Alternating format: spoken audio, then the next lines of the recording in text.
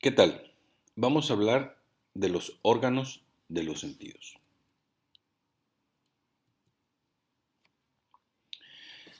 Los sentidos que conocemos como el tacto, el olfato, el gusto, ¿verdad? Pueden dividirse en sentidos generales que viene incluyendo al tacto. Estos sentidos generales incluyen los sentidos somáticos que están distribuidos en el organismo, por eso se llaman somáticos, que son pues, prácticamente la integración del tacto, que ahorita vamos a ver en qué consiste, la temperatura, el dolor, la propiocepción y las sensaciones viscerales. Los receptores generales, estos que acabo de mencionar, están distribuidos prácticamente en todo el organismo y son estructuralmente muy sencillos porque son neuronas especializadas con una función en específico. En este corte de la piel podemos ver que tenemos nociceptores, que son receptores para el dolor, tenemos receptores para el tacto, para la presión, que pueden ser de tipo 1, de tipo 2, etcétera. Y también, además de estos corpúsculos, que son los de Pacini, podemos encontrar que también va a mandar información sensitiva hacia el sistema nervioso central, la base de los folículos pilosos. También tenemos receptores del dolor. El dolor es muy importante. Tenemos receptores que son las estructuras simple y sencillamente más sencillas que van a mandar información, que son prácticamente nervios denudados, que no tienen ninguna cobertura, ¿sí? Y que van a mandar información sobre el dolor. Entonces, estos receptores del dolor son los menos especializados porque simple y sencillamente es una neurona que no tiene ningún sensor especial, digamos que está sin ninguna cobertura. Y de esta manera puede percibir el dolor. Ahora, además de que son los menos especializados de todos los receptores cutáneos que vemos aquí, son los más numerosos, ¿sí? Porque el dolor avisa de que se está produciendo o se va a producir un daño al organismo. Entonces, aquí podemos ver todos los tipos de receptores que tenemos en la piel y que nos van a ayudar a interpretar diferentes sensaciones. Dolor, presión, tacto, básicamente. Aquí en este cuadro podemos ver una mejor descripción de qué es lo que hace cada uno de ellos. Tenemos receptores táctiles, tenemos termorreceptores que nos van a ayudar a determinar si hay calor o si hay frío y receptores para el dolor que se llaman nociceptores. Entonces, cuando hay sensaciones muy intensas de calor o frío, también se pueden interpretar o también se pueden activar como si fueran de dolor. La propiocepción. Los propioceptores son sensores que nos van a permitir ver dónde estamos en el espacio, qué postura tenemos. En este momento, si están ustedes sentados, o si se paran, o si se arrodillan, o si se acuestan, ¿no? Los propioceptores van a tener dos funciones principales. Básicamente detectan cuánto estiramiento o tensión está presente en los músculos esqueléticos, en los tendones y en las articulaciones. Y de esta manera, esta información que generan se envía al encéfalo para que éste pueda realizar los cambios o ajustes adecuados para mantener el equilibrio y la postura normal. Esto nos da la sensación de dónde estoy y cómo estoy, ¿sí? Normalmente están mandando información y nos dicen, ¿sabes qué? Estás sentado, tienes la pierna cruzada, tienes tu brazo extendido, tienes tus dedos cerrados. Cada uno de estos sensores en todos los músculos y en todos los tendones hay propioceptores, ¿sí? Que nos van a dar la propia percepción de nuestra ubicación en el espacio. Y estos propioceptores pueden ser de tres tipos, que son los usos musculares, los órganos tendinosos y los receptores sinestésicos, ¿sí? Que nos van a decir en dónde estamos, cómo está el músculo, si está tenso, etcétera, etcétera, etcétera, etcétera. Y estos, a final de cuentas, nos van a decir qué postura tenemos y cómo corregirla o qué hacer, ¿sí? Le dice al cerebro, ¿cómo estás? Muy bien, ya los sentidos especiales o tradicionales que conocemos como el olfato, el gusto, la vista y el oído se denominan sentidos especiales. ¿Por qué sentidos especiales? Bueno, pues los receptores de los sentidos especiales, estos receptores específicos que son receptores sensitivos, son órganos sensoriales grandes y complejos, como los ojos, las orejas, todo lo que es el oído, o agrupaciones localizadas de receptores específicos, como las papilas gustativas y el epitelio olfativo, ¿sí? Y esta información se transmite de estos receptores hacia el sistema nervioso central y todo esto ayuda a mantener la homeostasia. Hay que recordar, como vimos en el sistema nervioso, que la manera en la que el sistema nervioso se nutre de información es a través de receptores sensitivos. Y estos son receptores sensitivos especiales porque tienen órganos específicos para una función determinada, como puede ser la vista, puede ser el olfato, el gusto o el oído. Vamos a hablar un poco del sentido de la vista. Bueno, anatómicamente podemos ver que el ojo en un adulto pues es una esfera que mide aproximadamente unos 2.5 centímetros de diámetro. Solo nosotros podemos ver, aunque este es un corte transversal, nosotros lo que podemos ver es una sexta parte de la porción anterior de lo que viene siendo el globo ocular o la superficie ocular. Todo lo demás está protegido, ya sea está dentro de una cavidad ósea que es la órbita, ¿sí? Además tiene cojines de grasa en esas paredes. Y el ojo como tal tiene estructuras secundarias que incluyen lo que son los músculos oculares, los párpados, ¿sí? La conjuntiva y lo que es el aparato lacrimal. Muy bien, los párpados, tenemos uno superior, uno inferior. El que más se mueve es el superior, que más o menos cubre 2/3 partes de la parte anterior del ojo.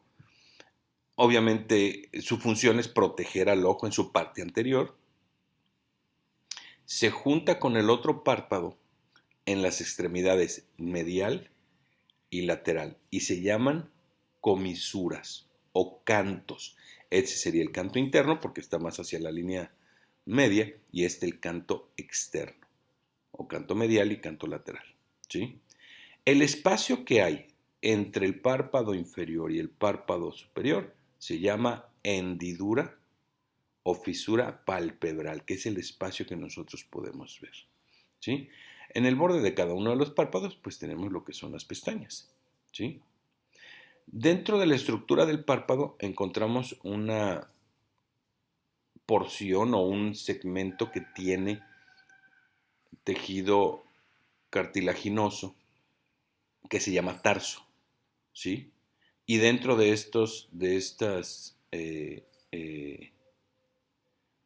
dentro de este ojo vamos a encontrar un par de glándulas. Las que están en el borde del párpado se llaman glándulas tarsianas, ¿sí? Y esto produce una secreción lubricante para el ojo, ¿sí? Perdón, estas son las glándulas ciliares. Las que se encuentran en el borde del párpado se llaman glándulas ciliares. Mas, sin embargo, hay otras glándulas que ahorita vamos a ver en otra imagen. Aquí en esta imagen, aquí por ejemplo, los párpados tienen una estructura que les va a ayudar a que se mantengan rígidas, que se llama canto, y de esta forma, cerca de ese canto vamos a encontrar estas glándulas, que son las glándulas tarsales, ¿sí? Y estas o se conocen como glándulas de meibomio. Entonces, aquí en este esquema vamos a ver que tenemos dos tipos de glándulas. Las glándulas ciliares que están en el borde del párpado y las glándulas tarsales o de meibomio que están dentro de la estructura del párpado, ¿sí? Y que van a producir secreciones que van a lubricar el ojo. Ahora, el ojo, propiamente dicho, tiene una delicada membrana que se llama túnica, la túnica conjuntiva. Y esta túnica conjuntiva está rodeando los párpados tanto en la parte interna, ¿sí? Y se comunica o permite que cubra también la parte externa, la superficie de la parte externa del globo ocular, ¿sí? Empieza en los párpados y termina en el borde de la parte transparente de la cara anterior del ojo, que se llama córnea, ¿sí? Donde se fusiona junto con este tejido. Y esta túnica también secreta moco y permite mantener al globo ocular húmedo, ¿sí? En este esquema podemos ver que aquí está la conjuntiva. Esta parte se llama conjuntiva. Hay una conjuntiva palpebral, ¿sí? Esta es una conjuntiva, es la conjuntiva palpebral y este viene siendo la conjuntiva vulvar. ¿Por qué? Porque está cerca del bulbo del ojo. Aquí podemos ver un esquema transversal donde vemos que esta conjuntiva que tiene vasos sanguíneos y que va a hacer esa función de lubricación cubre tanto la parte anterior del ojo como la parte interna del párpado. Otra de las características que tiene el sentido de la vista pues es la producción de lágrimas. El aparato lacrimal consta de una glándula lacrimal, que es la que va a producirlas, y varios conductos que van a drenar sus secreciones desde esta glándula hasta la cavidad nasal. Las glándulas lacrimales se encuentran por encima en el lado látero externo o externo lateral de cada ojo. Liberan una sustancia líquida muy característica que son las lágrimas, y esta lágrima se va después de que se produce, pues va a tener la característica de que va a lubricar o va a mantener una tensión, o se va a distribuir adecuadamente por toda la parte anterior del ojo, ¿sí? Y después se va a recoger, ¿sí? En la parte interna, en la carúncula. Esta parte se llama carúncula, ¿sí? O canalículo. Entonces las lágrimas, ¿sí? Las glándulas lacrimales, ¿sí? Liberan la lágrima en la superficie anterior del globo ocular por medio de varios conductos, como podemos ver aquí, y esas lágrimas atraviesan todo el globo ocular y eso lo va a mantener húmedo hasta los canalículos lacrimales que se encuentran en el canto interno, ¿sí? Y posteriormente van a llegar a un saco lacrimal y este va a drenar por medio del conducto nasolacrimal hacia la cavidad nasal. Entonces, este es el camino que sigue la lágrima. Recuerden, no sé si les ha sucedido alguna vez que se ponen gotas en los ojos e casi inmediatamente después notan ese sabor en la garganta. Es precisamente por eso, porque esta lágrima que atraviesa todo el ojo, en este caso las gotas que se hayan puesto, van a llegar a la cavidad nasal y normalmente nosotros deglutimos ese contenido. Por eso nos llega el sabor, ¿sí? Pero es la comunicación que hay para poder darle salida a esa lágrima que se está produciendo. Los movimientos del ojo están dados básicamente a través de 6 músculos oculares o externos, ¿sí? Y estos están unidos pues, en diferentes posiciones para podernos dar todos los movimientos que tenemos, una cantidad muy, muy importante. Ahora, tenemos diferentes músculos, los rectos, que pueden ser lateral, medial o superior o inferior, que básicamente, dependiendo del nervio que lo controla, va a hacer el movimiento del ojo. Lo puede mover lateralmente, medialmente, etcétera, etcétera, etcétera. Entonces aquí podemos ver todo el aparato muscular del ojo para poder moverlo prácticamente en cualquier posición. Muy bien. Para poder entender la estructura del ojo lo vamos a dividir en diferentes capas. La primera capa se llama la capa fibrosa, el globo ocular propiamente. Es la capa más externa, esta capa fibrosa es la capa más externa. Tiene lo que es la esclera o esclerótica, ¿sí? Y la córnea. Muy bien. La esclera o lo esclerótica es un tejido conectivo grueso, blanco y brillante que nosotros vemos en la parte anterior del ojo. Esto es lo blanco del ojo. La esclerótica o la esclera es lo blanco que nosotros podemos ver del ojo, ¿sí? Y en su parte anterior, en la parte central anterior de esta capa fibrosa, que es cristalina, es la córnea, ¿sí?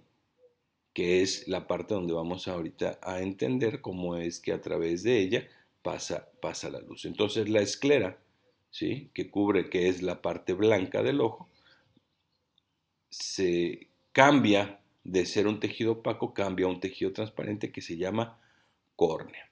Y la córnea, pues obviamente por sus características tiene múltiples terminaciones nerviosas y es el único tejido del cuerpo que se puede trasplantar hacia otra persona sin posibilidad o una mínima o prácticamente nula posibilidad de rechazo. ¿Por qué? Porque esta córnea no recibe vasos sanguíneos, no tiene vasos sanguíneos propiamente dicho, sino que su nutrición se da por difusión, ¿sí? Y le llegan a este tejido sustancias no directamente por vasos sanguíneos, sino por filtrados del mismo plasma que la van a mantener ahí, porque si fuera de lo contrario, si hubiera vasos sanguíneos, pues no podría ser transparente y no tendríamos visión, ¿sí? Entonces aquí en este corte podemos ver cómo bien la esclera, ¿sí? Que es lo que vemos de nosotros blanco del ojo, se fusiona o cambia a una ventana transparente que es la córnea. Y la córnea pues permite el paso de la luz y hace cierto grado de desviación de la misma, como vamos a ver más adelante. Y la esclerótica, que es un tejido conjuntivo, conectivo grueso, ¿sí? Ayuda a darle forma y a proteger las partes internas del ojo. La siguiente capa es la capa vascular. La capa vascular o la capa media del globo ocular tiene tres regiones bien diferenciadas, ¿sí? La principal es el coroides, que es una túnica nutritiva rica en sangre, que contiene un pigmento oscuro, ¿sí? Que evita que la luz se disperse dentro del ojo. Ahorita vamos a ver eso. Entonces, dentro de la capa vascular vamos a encontrar tres estructuras.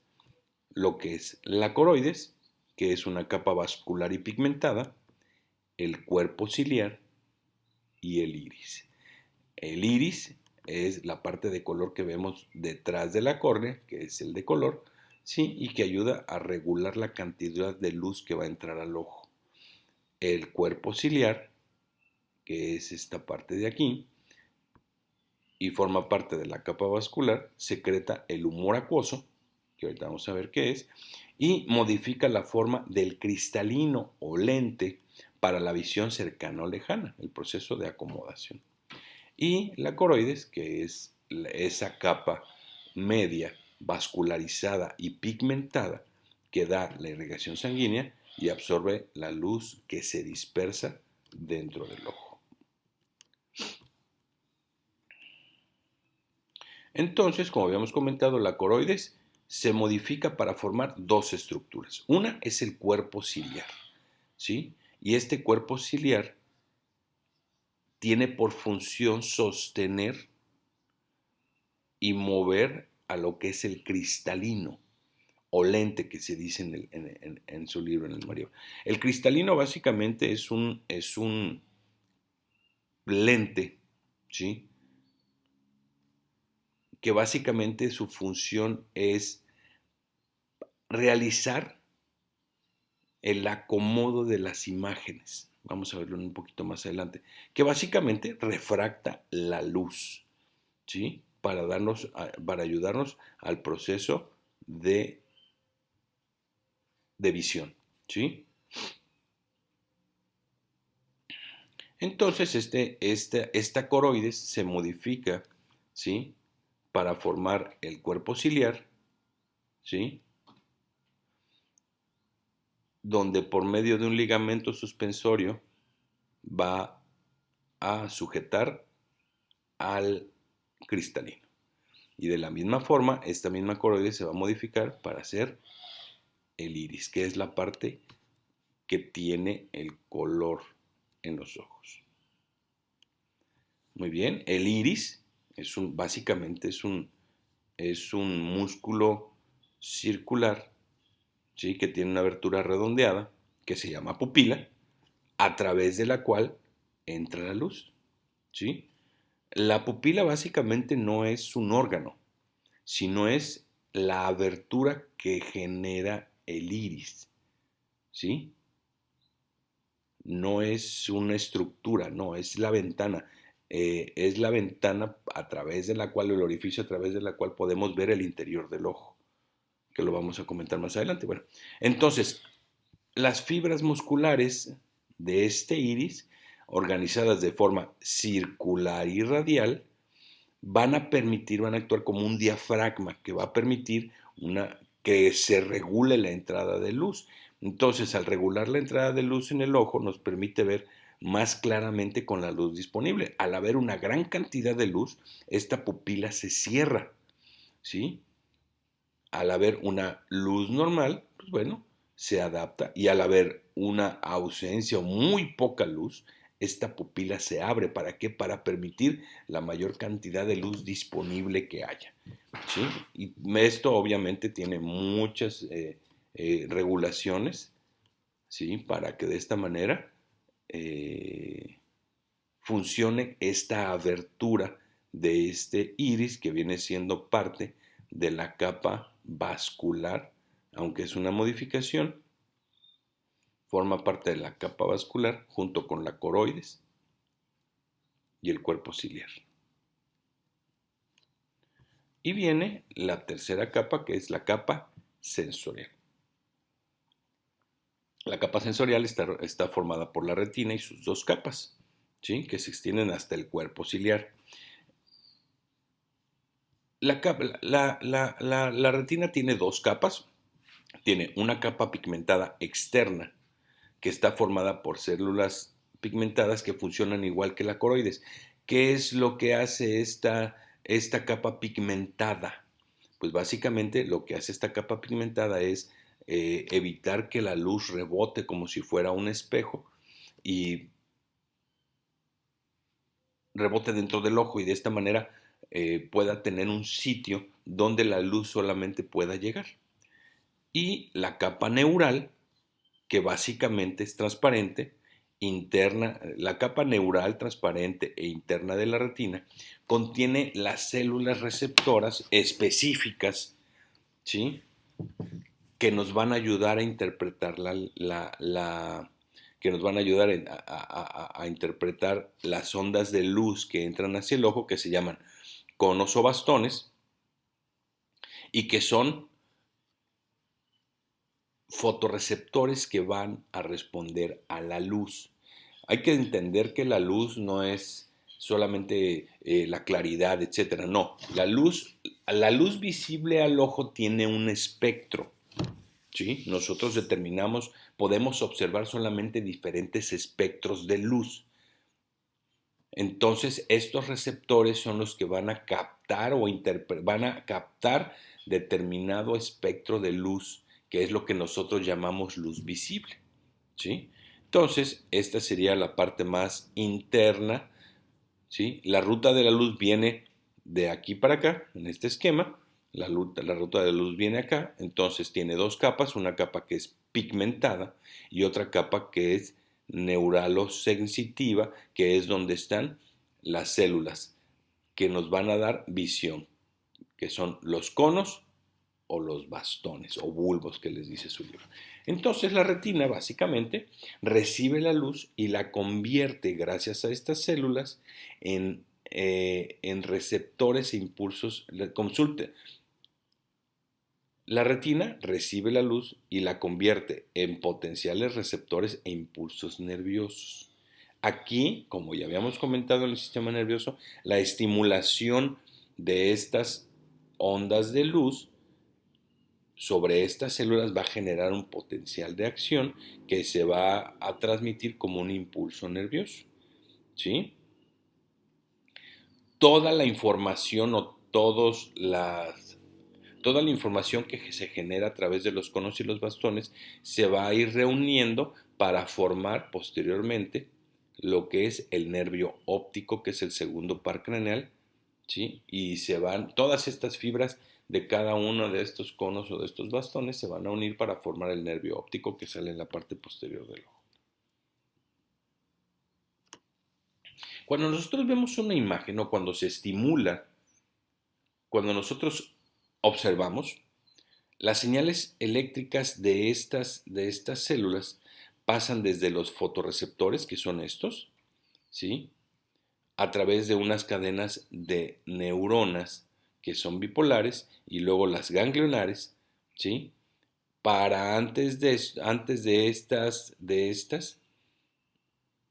abandonar la retina a través del nervio óptico, ¿sí? Entonces, entra la luz, hay que recordar que hay una capa pigmentada y una capa neural.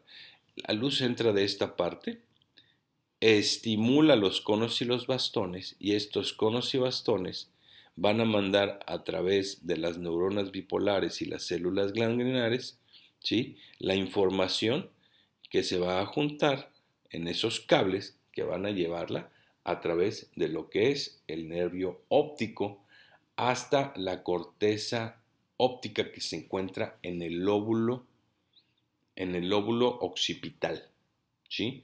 Aquí podemos ver una representación de esta corteza, donde, por ejemplo, donde vamos a hablar un momentito de la fobia, donde podemos ver que aquí se interpretan las imágenes de la fobia, aquí de la retina parafoveal y aquí de la retina periférica, ¿sí?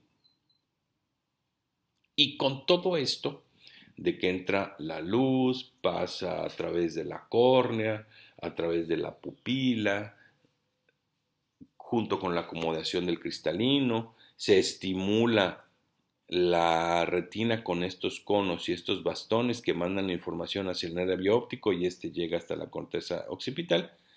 El resultado es la visión.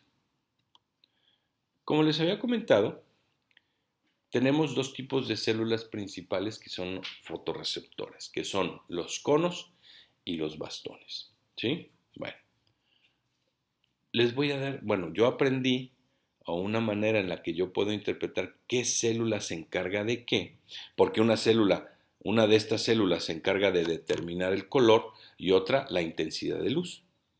Entonces, los conos nos dan color y los bastones blanco y negro, que sería la interpretación de la luz. Muy bien, bueno, entonces, los bastones nos permiten ver con luz tenue, como la luz de luna, por ejemplo.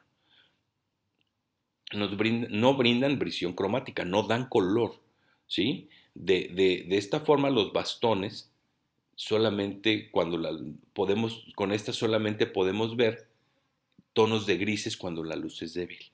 Entonces los bastones son los que ayudan o son los responsables de interpretar, por decirlo de alguna manera, o de detectar la cantidad de luz, ¿sí? Ahora, entre más brillante sea esa luz, ese espectro nos va a ayudar a permitir distinguir colores. En la retina hay tres tipos de conos: conos azules, conos verdes y conos rojos, que son obviamente sensibles a estos tres colores primarios: el verde, el azul y el rojo, ¿sí? Y la combinación de todos estos colores, ¿sí?, la combinación de estos tres colores nos va a dar la visión de colores de los diferentes tres tipos de conos. Nos van a dar toda la gama de colores que conocemos dentro del espectro de nuestra luz visible, ¿sí? Entonces, los conos y los bastones, que son las células especializadas que se encuentran en la retina, que nos ayudan a interpretar las imágenes, una de ellas, que son los bastones, nos ayudan a utilizar o a ver luz, más intensa, menos intensa, pero estos no nos dan color, ¿sí? Mientras ellos no interpretan color, mientras que los conos son los que se encargan de interpretar los colores a través de conos verdes, conos rojos y conos azules. Ahora, la distribución de estos conos y los bastones, ¿sí? Normalmente los conos son más densos, como vimos, los conos son los que nos ayudan a interpretar el color, ¿sí? Entonces, son más densos en lo que es el centro de la retina y reducen su número pues hacia el borde de la misma. En la parte lateral de cada papila óptica, la papila es donde está la emergencia, o de donde vemos en esta imagen, que es por medio de un aparato que se llama oftalmoscopio, donde podemos ver hacia adentro del ojo, porque acuérdense que es transparente. La papila óptica es donde sale el nervio óptico, ¿sí? En el borde lateral de esta papila óptica se encuentra lo que es la fóvea. La fóvea cubierta, donde podemos identificar una mácula. Mácula se llama mancha. Podemos, a la hora de nosotros hacer la visión del fondo de ojo, podemos encontrar que lateralmente a la papila, que es donde sale el nervio óptico, encontramos la fóvea, ¿sí? ¿Qué es la fóvea? Nosotros no la podemos ver a simple vista, pero sí podemos identificarla por una imagen que parece una mancha que se llama mácula. Dentro de la mácula está la fóvea, y la fóvea no es otra cosa más que una diminuta fosa que solo contiene conos, no tiene bastones. ¿Qué significa? Que solamente va a interpretar color. Entonces, en consecuencia, esta es la zona de mayor agudeza visual, ¿sí? Esta es el punto de visión más nítida, y normalmente cualquier cosa que deseamos ver detalladamente se enfoca en la fóvea, ¿sí? Entonces, aquí en este esquema podemos ver cómo están las células de los conos, los bastones, y en esta parte, que es la fóvea, solamente hay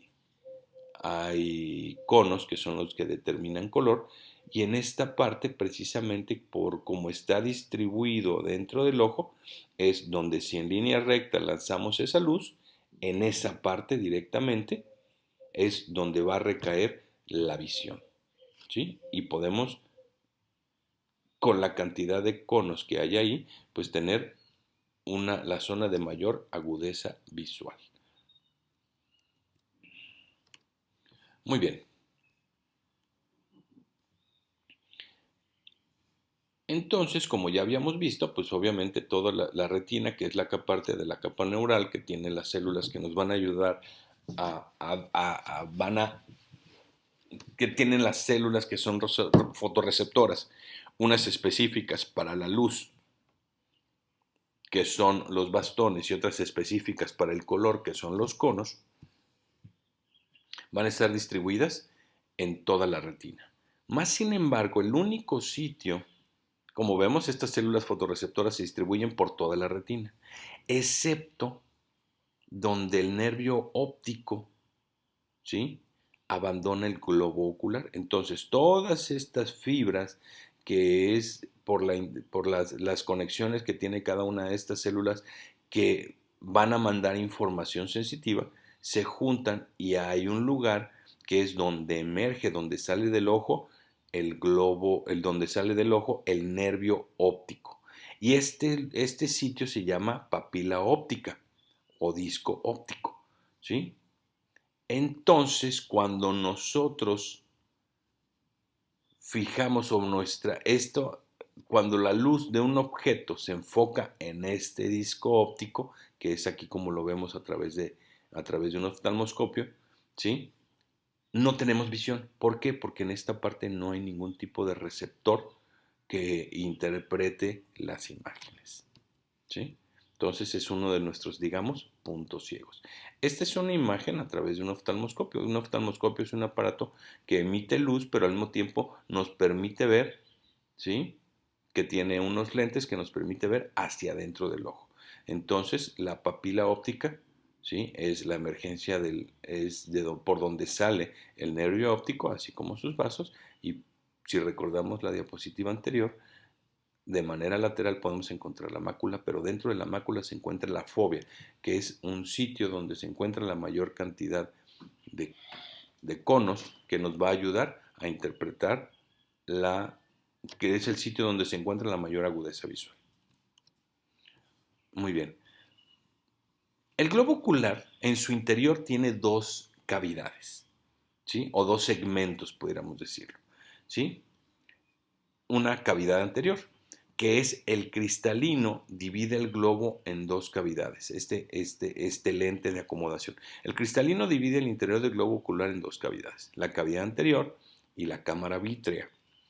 El segmento o cavidad anterior, lo que está delante del cristalino, tiene un líquido claro y acuoso que se llama humor acuoso, ¿sí?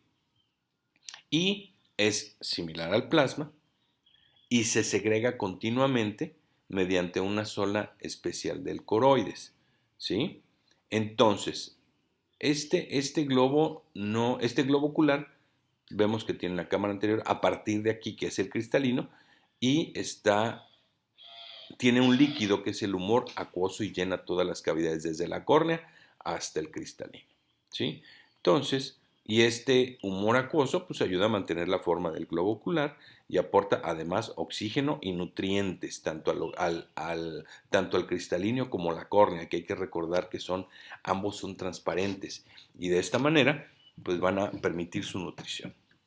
Ya en el interior, del interior del globo ocular, pues vemos que hay un segmento posterior por detrás del cristalino, ¿sí? Que es el segmento posterior o la cámara vítrea, ¿sí? Esta está llena de una sustancia con aspecto gelatinoso que se llama humor vítreo o cuerpo vítreo, ¿sí? El humor vítreo ayuda a evitar que el globo ocular se hunda, ¿sí? Digamos que este es el que permite que al tener este líquido, este globo ocular no se compacte, ¿sí? Y así que al igual que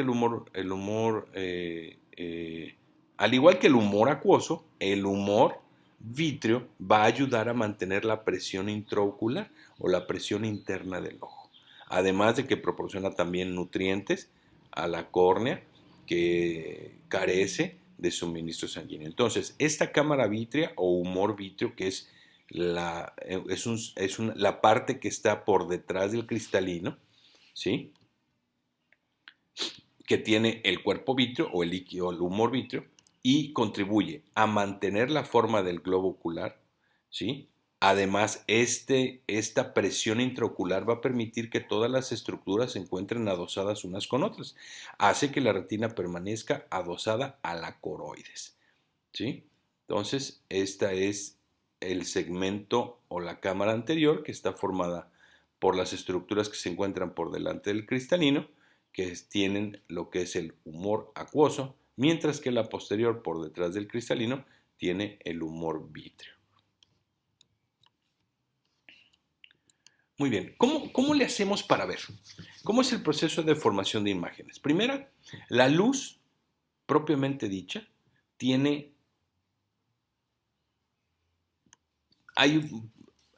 la luz cuando pasa a través de diferentes medios, en este caso como aire o agua, se refracta, cambia, cambia su trayectoria original, ¿sí? Este proceso de refracción, ¿sí? La podemos interpretar cuando la luz pasa a través de la córnea y del humor, tanto del acuoso como del vítreo. Entonces aquí ya viene un primer proceso dentro de la formación de imágenes que es la refracción de la luz. El siguiente, para poder realizar, es la acomodación, donde el cristalino tiene que ajustarse de una u otra forma para poder hacer que la imagen se refleje en la retina, que como ya vimos, la retina es la parte del ojo que tiene las células fotorreceptoras, ¿sí? Entonces aquí el cristalino, cuando son objetos paralelos prácticamente, los rayos son paralelos de la formación de la imagen, ¿sí? El cristalino prácticamente no se mueve o su acomodación es mínima. Pero si estamos viendo un objeto que está cercano y es muy pequeño, el cristalino tiene que acomodarse para permitir que esta imagen se forme adecuadamente en la retina. Ahora, para esto, la pupila va a tener un movimiento para permitir una mayor o menor cantidad de luz de acuerdo al enfoque que se requiera, ¿sí? Entonces, con estos tres aspectos que se cumplan, que viene siendo la refracción, la acomodación y la constricción o estrechamiento de la pupila para permitir el paso de luz, vamos a obtener el proceso de formación de imagen. Normalmente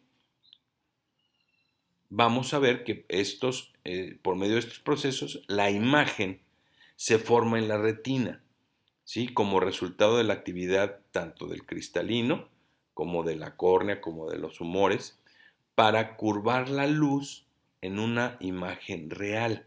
A la hora de que pasa a través de un lente, esta luz los cambios propios de la visión, ¿sí?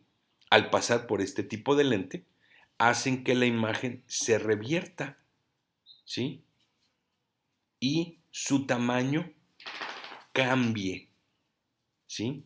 Para cambie dentro del ojo, no que el objeto cambie, no, no, no, no, no. A la hora que nosotros hacemos por medio de esta refracción de la luz a través de la córnea, de los humores, pero principalmente de la acomodación del cristalino, de la cantidad de luz que les va a dar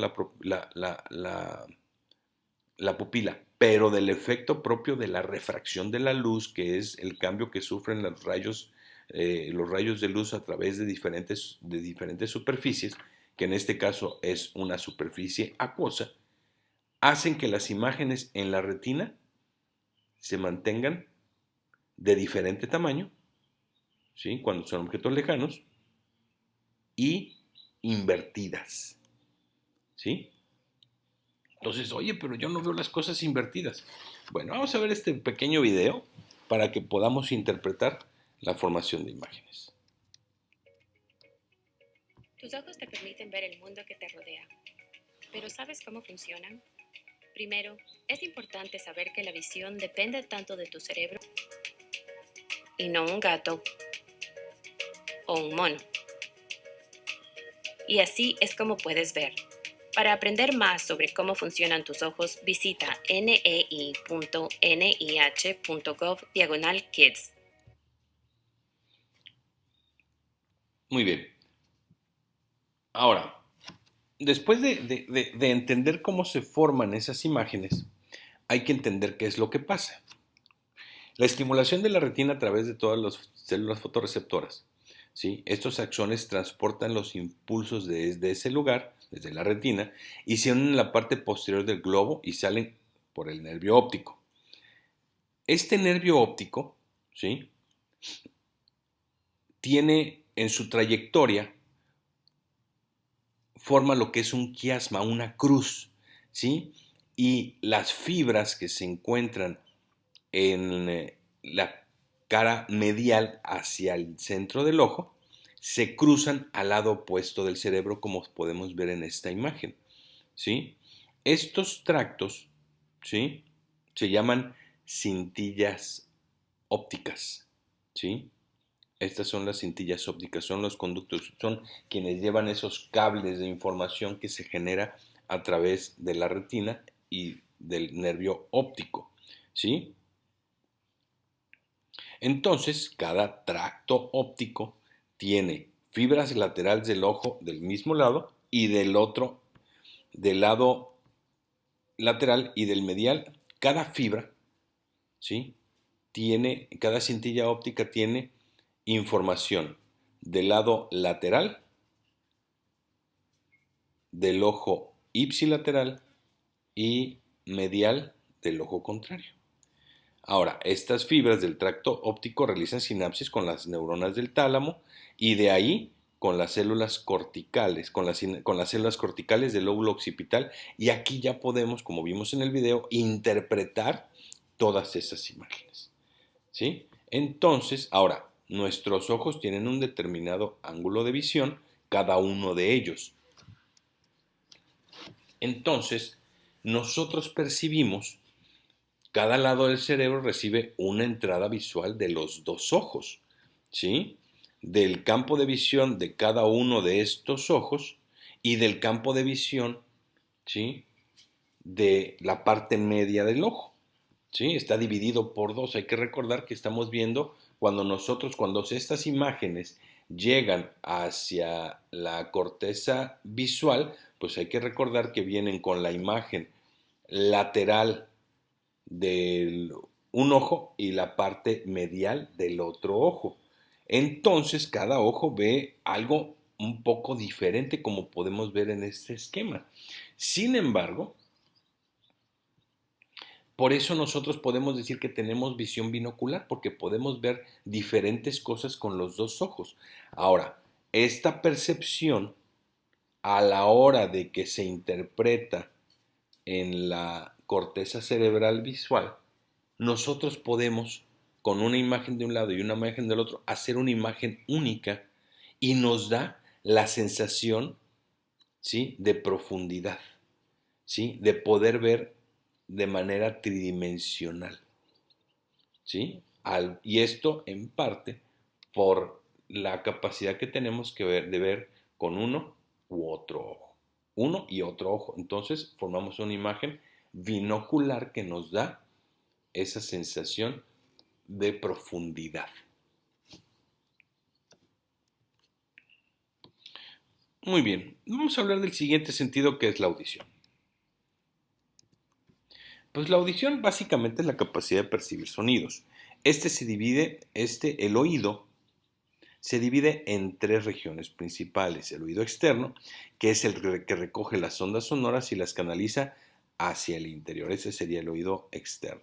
El oído medio, que es el que transmite las vibraciones sonoras a la ventana oval, como podemos ver aquí en color azul, y el oído interno, que es donde se encuentran los receptores de la audición y los receptores del equilibrio. Muy bien. El oído externo. ¿Quiénes forman el oído externo? Lo forman la aurícula o el pabellón auricular, o la oreja que conocemos. Es una estructura en forma de concha que rodea la abertura del canal auditivo. Tiene diferentes partes, como podemos ver. Tiene un lóbulo, tiene un trago, un antitrago, un hélix, un antihélix y lo que es una concha, ¿sí? ¿Cuál es su función? Pues bueno, recopila y dirige las ondas sonoras hacia el canal auditivo. El canal auditivo, ¿sí?, o meato acústico externo, es una cámara corta y estrecha, más o menos de 2.5 centímetros de largo por 0.64 centímetros, 64 milímetros en este caso, ¿sí?, que se encuentra dentro del hueso temporal del cráneo. En sus paredes de este conducto auditivo, como la piel, se encuentran glándulas de ceruminosas que secretan una sed amarilla, ¿sí?, que proporciona una trampa para objetos extraños, repeler infectos, mantener cierto grado de lubricación dentro de ello. Entonces, dentro de lo que es en la función, las ondas sonoras entran en el canal auditivo y llegan hasta el tímpano, ¿sí?, que hace que vibre, ¿sí? Y los límites del canal auditivo van a llegar hasta el tímpano, el tímpano es una membrana que ahorita vamos a ver su función, pero básicamente va a ser el límite entre el conducto auditivo externo, oído externo, y el siguiente, que es el oído medio. Entonces aquí, como podemos ver, pues lo que tenemos, el conducto auditivo externo está formado por lo que es el pabellón auricular o la oreja, el conducto auditivo externo, que está formado por una piel especializada que se encuentra dentro del hueso temporal de más o menos 2.5 centímetros de longitud y un poquito más de medio centímetro de diámetro, y llega hasta el tímpano, ¿sí? Del tímpano para afuera es el conducto auditivo externo. Muy bien. O el oído externo. El oído medio. El oído medio o cavidad timpánica es una pequeña cavidad rodeada de mucosa y llena de aire dentro del hueso temporal. Está por un lado el tímpano, que en su parte medial, por una membrana ósea, y en su parte medial, por una membrana ósea con dos aberturas, la ventana oval y la ventana redonda, ¿sí? Otra estructura que se encuentra dentro del oído medio es el tubo faringotimpánico o trompa de Eustaquio, que se extiende de forma oblicua hacia abajo para unir el oído medio a la garganta y las mucosas que rodean a las dos zonas y son contiguas. Entonces, esta unión del tubo faringotimpánico o trompa de Eustaquio tiene la función de mantener la misma presión atmosférica en ambos lados del tímpano para que este tímpano pueda vibrar con total libertad. Entonces, del conducto, el oído externo llega hasta el tímpano. El tímpano es el límite externo o lateral y las ventanas oval y redonda son los límites mediales del oído medio. El oído medio se encuentra enclavado en el temporal y está formado por diferentes estructuras.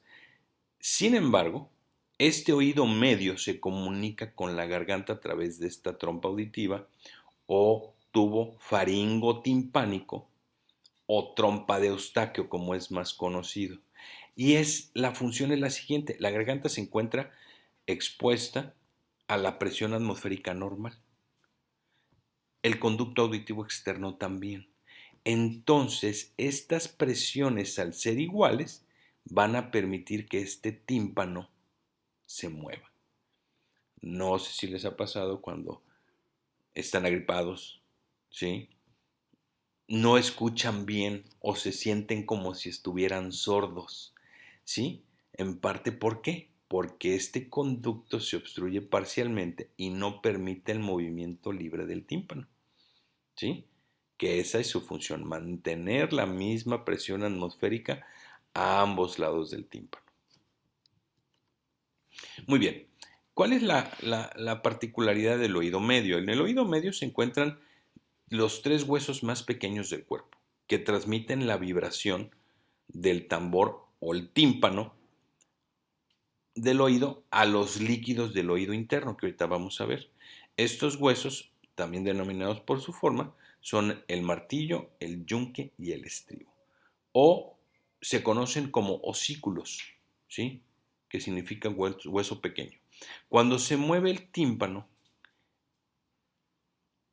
el oído también se mueve y transfiere la vibración al yunque. El yunque, por su parte, parte la vibración al estribo, que presiona la ventana oval del oído interno. El movimiento de la ventana oval pone los líquidos del oído interno en movimiento y esto excita los receptores auditivos. Entonces, normalmente cuando nosotros percibimos sonido, esa percepción de sonido no es otra cosa más que la presión que se ejerce por parte del aire. El aire se comprime o se expande de acuerdo a cómo nosotros estemos generando este sonido o cómo se genere este sonido, y este va a estimular el tímpano que se encuentra aquí. Este tímpano va a mover a lo que es el martillo, posteriormente va a mover al yunque y este va a llegar al estribo y va a estimular a las estructuras que se encuentran en la ventana oval del oído interno.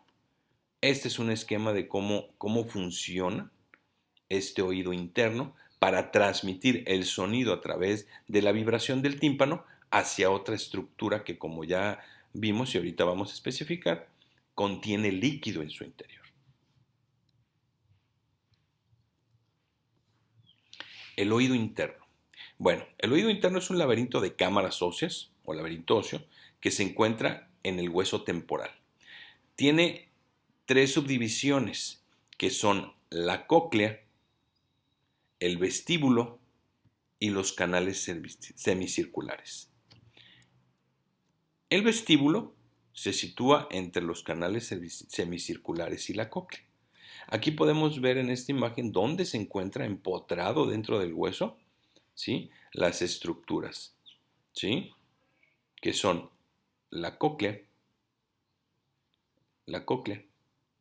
los conductos semicirculares y el vestíbulo. Aquí lo podemos ver mejor. Esta es la ventana oval donde se encuentra el estribo, ¿sí? Y este va a llegar al vestíbulo. Y de la misma forma podemos ver las tres estructuras que forman el oído interno: el vestíbulo, los canalículos semicirculares y la cóclea.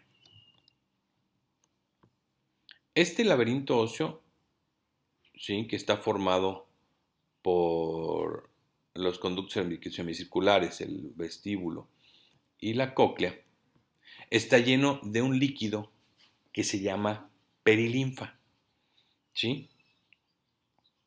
Esta perilinfa, ¿sí?, se encuentra dentro de estos laberintos, ¿sí?, dividido por, por unas membranas que contienen otro tipo de líquido que se llama endolinfa, ¿sí?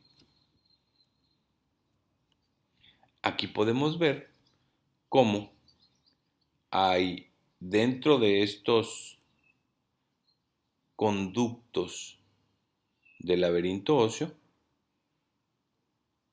hay líquido como la perilinfa, ¿sí?, y la endolinfa. Entonces estamos hablando de dos líquidos que se pueden estimular dentro de estas estructuras. Muy bien. ¿Cómo percibimos el sonido? Bueno, como ya vimos, las ondas sonoras llegan a través del conducto auditivo externo, pasan por estimulan el tímpano. Este tímpano hace que vibre los músculos, los huesos propios, el martillo, el yunque y el estribo, o los osículos, estimulan la ventana oval, ¿sí? Y hacen que estos líquidos se muevan. Es como si hiciéramos ondas en el agua, ¿sí?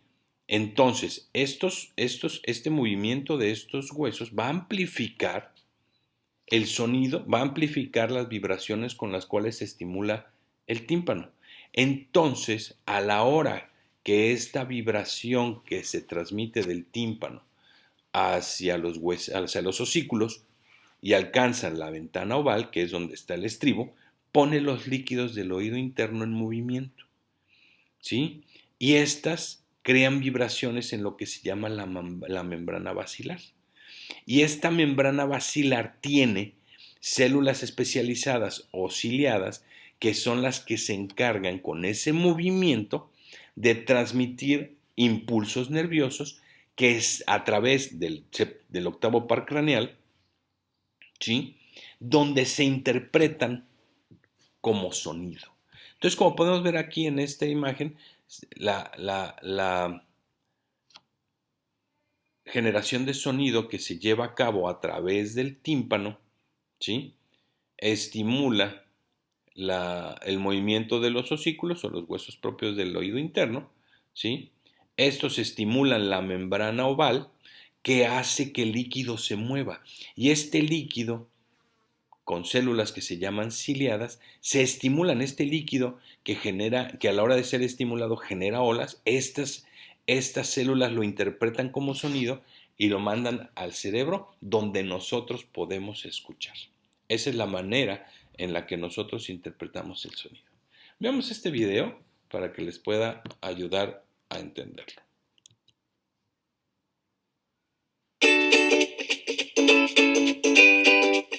¿Alguna vez se han preguntado cómo los sonidos se van abriendo paso desde su origen hasta llegar al cerebro?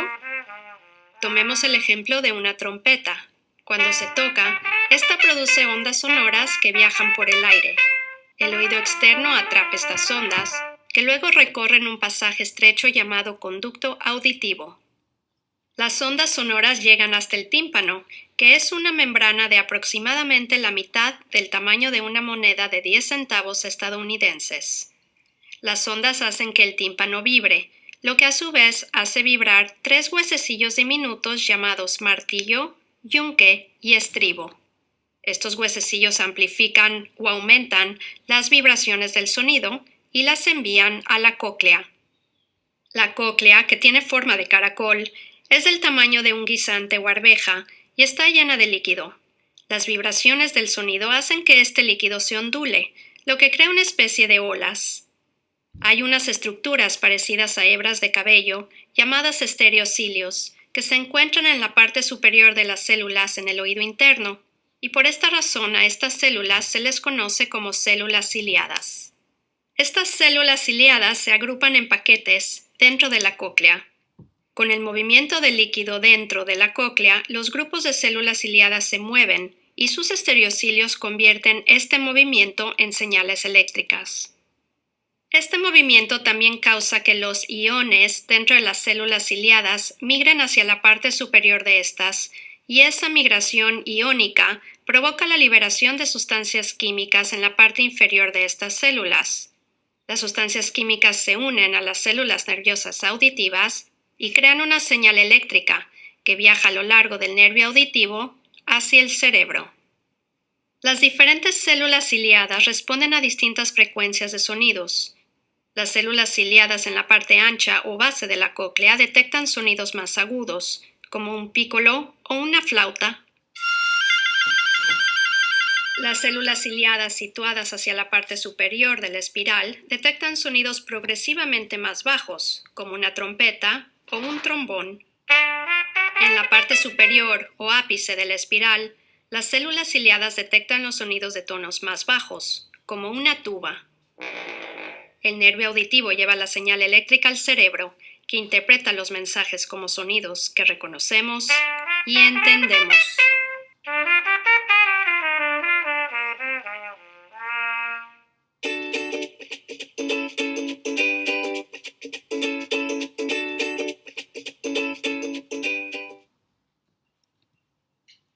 Muy bien, entonces habiendo entendido la audición, vámonos a otra de las funciones que tiene el oído interno, que es el equilibrio.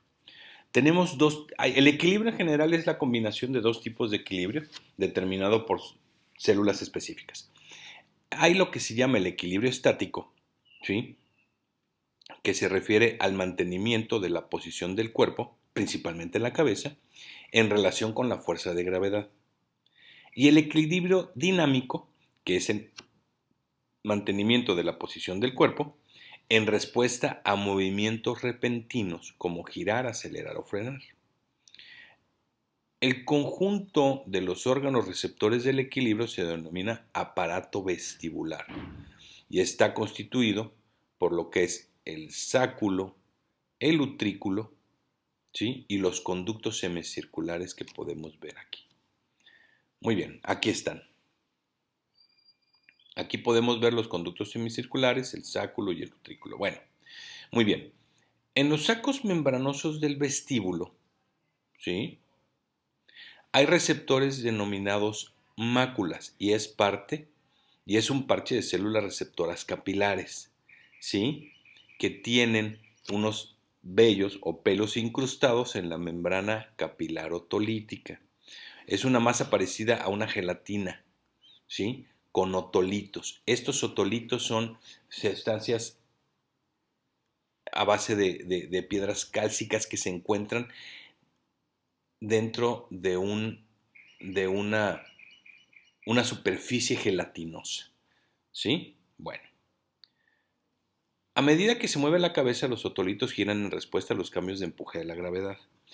Y esto activa las células capilares y envían impulsos a lo largo del nervio vestibular, ¿sí?, que es parte del octavo par craneal y del cerebelo y hasta el cerebelo, ¿sí?, para informar la posición del espacio. Muy bien, a ver, vamos a tratar de entenderlo. Entonces, nosotros tenemos lo que vienen siendo estas células llamadas máculas, ¿sí?, que están cubiertas, o estas células que son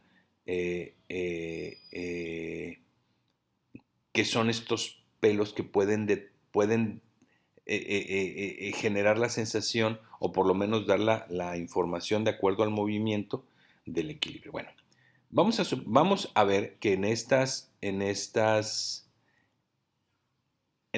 máculas encontramos que están rodeadas por un líquido. A su vez, este líquido está rodeado dentro de una membrana que tiene unas partículas suspendidas, que son los otolitos. Entonces, ¿qué es lo que va a suceder? Pues bueno, el equilibrio estático nos dice dónde estás, si vas hacia adelante o vas hacia atrás. Entonces, dependiendo de la fuerza de la gravedad, estos otolitos, estas membranas y este líquido se va a mover en una determinada dirección. Y eso lo van a poder interpretar estas células. Y estas células van a poder decir en qué posición estamos, ¿sí?, si hay actividad o si no hay actividad. Entonces, de esta manera nosotros podemos entender el equilibrio estático. Ahora, también viene el equilibrio dinámico. Básicamente, los receptores del equilibrio dinámico se encuentran en los canales semicirculares. ¿Por qué? Porque los canales semicirculares están dispuestos en 3 ejes, uno lateral, uno medial y uno superior, que van a dar 3 ejes de movimiento, ¿sí? Entonces, cada uno de esos conductos semicirculares va a poder dar información sobre una posición en específico, ¿sí? En la ampolla, que es una zona hinchada en la base de cada canal membranoso semicircular, hay una zona de receptores denominada cresta ampular que tiene un mechón de células capilares que está cubierta por una capa gelatinosa llamada cúpula, ¿sí? Aquí lo podemos ver. Bueno, al mover la cabeza en dirección angular, ¿sí?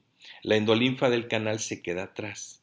Entonces, a medida de que la cúpula se arrastra en contra de la endolinfa, la cúpula se curva como una puerta de vaivén con movimiento del cuerpo. Y esto estimula las células capilares y los estímulos que se transmiten hacia arriba en el nervio vestibular en el cerebro. Entonces, estas membranas, dependiendo de cómo estén distribuidas dentro de los conductos semicirculares, el movimiento de ese líquido, si nosotros movemos el líquido en determinado sentido, nos va a dar esa sensación de equilibrio. Vamos a ver este video para interpretar un poquito mejor. Ahora hablaremos mejor de las vías vestibulares. Esta se apoya de otros estímulos como el de la visión o las terminaciones proprioceptivas para poder cumplir su función, que es el mantenimiento del equilibrio. Nuestro sistema vestibular está compuesto por 2 laberintos, uno estático y otro cinético. El laberinto estático a la vez se compone del utrículo y el sáculo, que forman parte de la zona vestibular de nuestro oído interno. Estas zonas contienen especializaciones llamadas máculas. En ellos podremos encontrar células ciliadas de tipo 1 en forma de botella y células ciliadas de tipo 2 en forma cilíndrica. Los cilios de estas células se encuentran inmersos en una membrana otolítica. El porqué de su nombre se debe a que contienen estructuras de proteínas y carbonato de calcio llamadas otolitos. Esto hace que esta zona sea mucho más densa que la endolinfa que lo rodea, por lo cual serán sensibles a la gravedad. El utrículo y el sáculo, específicamente sus máculas, serán sensibles a los movimientos de aceleración lineal, horizontal para el utrículo y vertical para el sáculo. Esto se debe a su posición. El utrículo se encuentra paralelo a la base del cráneo, mientras que el sáculo se encuentra vertical. Como vemos, entre ellos son perpendiculares, pues mientras uno se inhibe, otro se activa y viceversa. Por otro lado, encontramos al laberinto cinético los conductos semicirculares. En sus extremos encontraremos ensanchamientos donde encontraremos su especialización, llamadas ampollas, que a comparación de las máculas no tienen una membrana otolítica, sino una cúpula, formada por glucoproteínas. Y estas no tienen otolitos, por lo tanto no serán sensibles a la gravedad, pero sí a los movimientos angulares, es decir, de rotación. Aquí nosotros tenemos a las zonas especializadas. Por un lado, a las máculas. Esta imagen está representando específicamente la mácula del utrículo, que como habíamos dicho es paralela a la base del cráneo. Por lo tanto, vemos cómo nuestra paciente flexiona la cabeza y con ella se mueven nuestra membrana otolítica y los otolitos. Esta estimulación mecánica provocará la estimulación nerviosa que viajará a través de nuestro nervio vestibular hasta llegar al ganglio vestibular o de Scarpa y de ahí llegará hasta nuestros núcleos vestibulares. Por otro lado, tenemos a las ampollas, que como habíamos dicho se encuentran en los extremos de nuestros canalículos o conductos semicirculares. Estos son sensibles a los movimientos de rotación. Aquí nosotros vemos a nuestro individuo girando hacia lo que es la derecha, mientras que la cúpula se mueve hacia la izquierda, es decir, que se mueve al lado contrario de rotación, y esta estimulación mecánica provocará el estímulo nervioso que igualmente viajará a través de nuestro nervio vestibular hasta llegar al ganglio de Scarpa.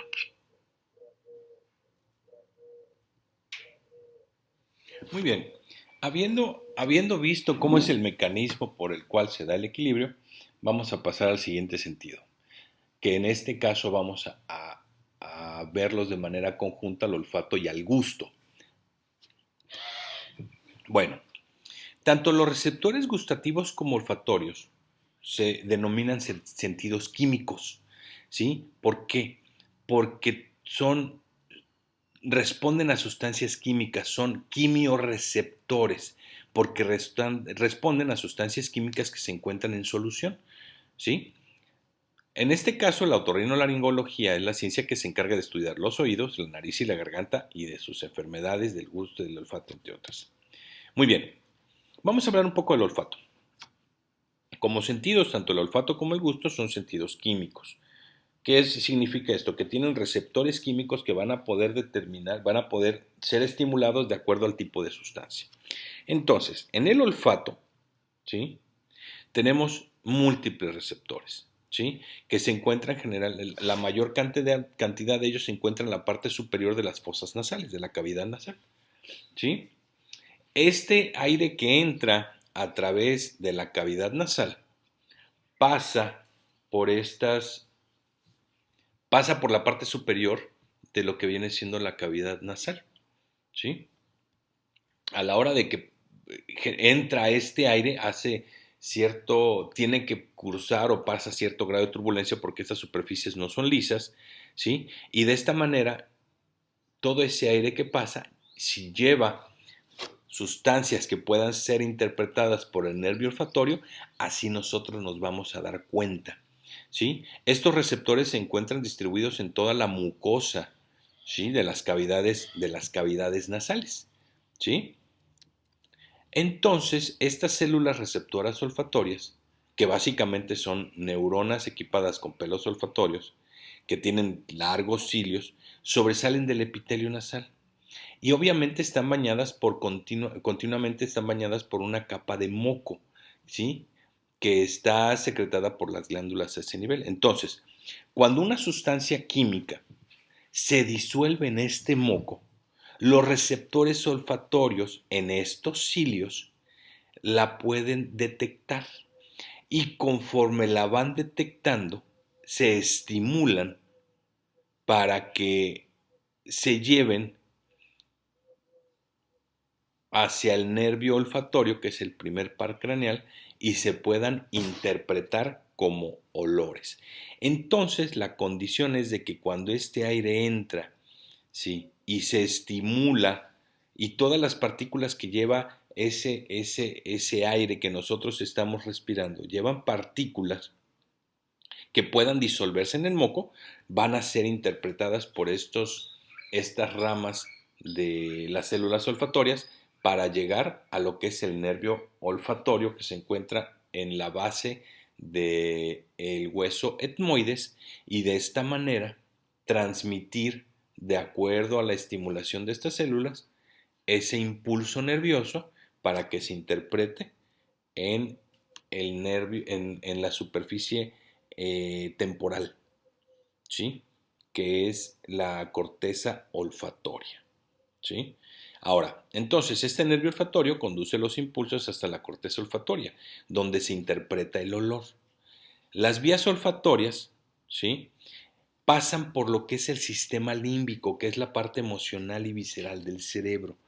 Entonces, da la característica de que estas impresiones olfatorias, ¿sí?, nos evocan muchos recuerdos.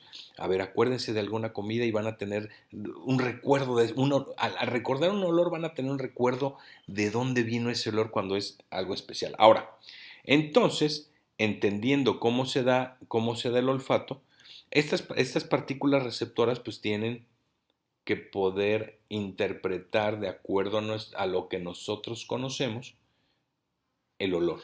Entonces, si nosotros estamos oliendo una flor, es porque partículas que generan o que pueden ser disueltas o que pueden tener contacto con estos receptores, nosotros las podemos interpretar. Y de esta manera, pues, ver los olores, donde, como ya vimos, igual que los otros sentidos, pues estas estructuras no solamente van a tener la manera de ser estimuladas como receptores, pero la interpretación, mucho de ello tiene que ver el cerebro y las zonas de asociación, que en este caso es el área, parte del área temporal, la que tiene que ver con la sensación de olfato.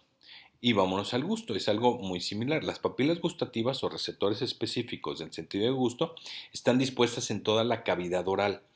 Más o menos de las 10.000 papilas gustativas que tenemos, la mayoría de estas están en la lengua.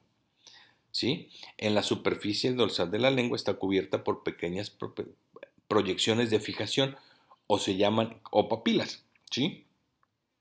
Ahora, las papilas gustativas se encuentran a los lados de las grandes papilas circunvaladas redondas y en la parte superior de las papilas son fungiformes más numerosas. A ver, tenemos diferentes tipos de papilas, ¿sí?